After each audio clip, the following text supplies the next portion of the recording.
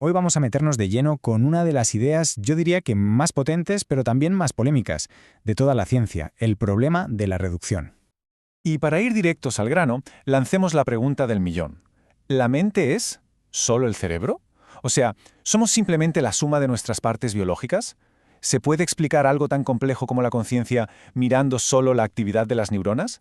Es una de esas preguntas que, quitan el sueño. Pues bien, en el mismísimo corazón de este debate, de esta gran pregunta, hay una idea científica que es a la vez potentísima y, bastante polémica.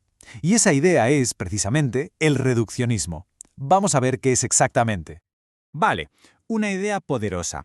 Pero para entender de verdad todo el debate que genera, primero tenemos que saber qué es, de dónde viene y sobre todo por qué ha sido una herramienta tan exitosa en la ciencia.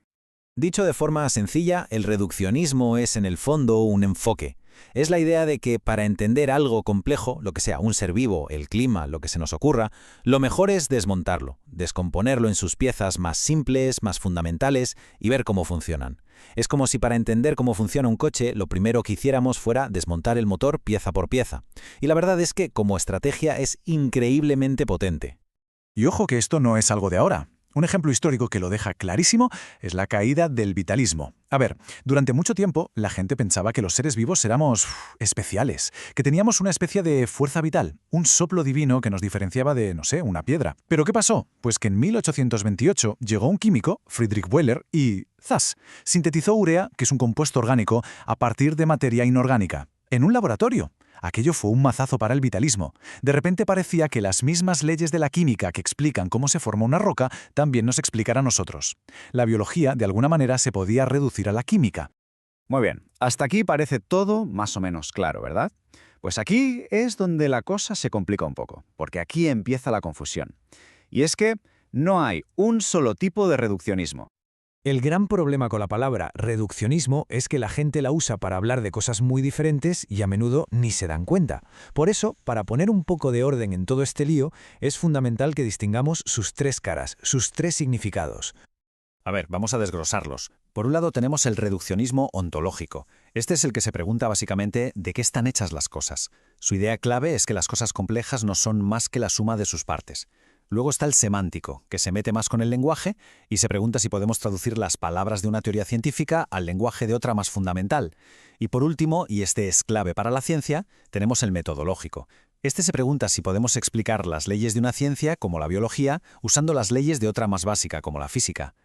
Esta distinción entre el ontológico y el metodológico es la madre del cordero. Fijaos bien, el reduccionismo ontológico hace una afirmación sobre la realidad. Te dice, un ser humano es simple y llanamente un conjunto de átomos. Es una afirmación muy fuerte sobre lo que son las cosas. En cambio, el metodológico es una afirmación sobre nuestro conocimiento. Es una estrategia, un proyecto científico que dice, oye, ¿y si intentamos explicar las leyes de la biología usando las leyes de la química?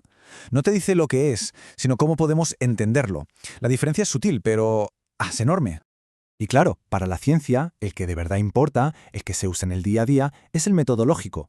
No es tanto una declaración filosófica sobre cómo es el universo en última instancia, sino más bien una hoja de ruta, una especie de promesa de que podemos ir conectando todo lo que sabemos para construir un mapa del conocimiento cada vez más completo y unificado.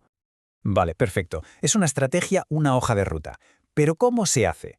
¿Hay una especie de receta para reducir una teoría a otra? Pues sí, la hay. Y el cocinero que nos dio esta receta fue el filósofo Ernest Nagel. Él se dedicó precisamente a eso, a poner por escrito, de una forma muy lógica y formal, los pasos que hay que seguir para que una reducción de teorías científicas salga bien. Y su modelo es muy claro al respecto. Para que una reducción funcione, para que sea un éxito, se tienen que cumplir sí o sí dos condiciones esenciales. Vamos a verlas. La primera condición la llamó conectabilidad. Esto suena complicado, pero la idea es sencilla. Tienes que poder conectar el vocabulario de las dos teorías. Es como crear un diccionario que te traduzca los términos de la teoría más compleja, como la termodinámica, a los de la más simple, como la mecánica. Por ejemplo, la palabra temperatura, en un lado del diccionario, se traduce como energía cinética media de las moléculas en el otro. ¿Vale? Una vez tienes ese diccionario, viene el segundo paso, la deducibilidad. Ahora tienes que ser capaz de coger las leyes de la teoría de arriba, la que quieres reducir, y demostrarlas, deducirlas lógicamente, a partir de las leyes de la teoría de abajo, la fundamental, usando, claro, tu diccionario. O sea, resumiendo mucho, primero, creas el diccionario para que las dos teorías hablen el mismo idioma. Y segundo, demuestras que con las leyes de la teoría más básica puedes explicar las de la más compleja. Conectar y derivar. Si consigues eso, enhorabuena, tienes una reducción metodológica del libro. Perfecto. Ya sabemos qué es el reduccionismo y cómo funciona la receta científica. Así que ahora, con todo esto sobre la mesa, volvamos a la pregunta con la que empezó todo. Entonces, ¿con qué nos tenemos que quedar de todo esto? Pues lo primero y más importante, que el reduccionismo no es una sola cosa, tiene varias caras. Está el reduccionismo ontológico, que es una afirmación filosófica muy potente sobre lo que las cosas son en el fondo. Y luego está el reduccionismo metodológico, que no es una filosofía, sino una estrategia de la ciencia para conectar teorías. Y esta estrategia es, sin duda, una de las herramientas más poderosas que tenemos para unificar todo lo que sabemos sobre el mundo. Y esto nos deja con una reflexión final. Sabiendo esto, ¿qué nos dice más sobre quiénes somos? ¿Estudiar las piezas por separado, los ladrillos, o entender el plano, la arquitectura que une esas piezas y les da forma? Entender las partes, las neuronas, los genes, es absolutamente crucial, de eso no hay duda. Pero ¿acaba ahí la historia? ¿O la verdadera comprensión de quiénes somos aparece cuando vemos cómo todas esas partes se organizan y colaboran para crear algo completamente nuevo y mucho más complejo? Es una pregunta que queda abierta.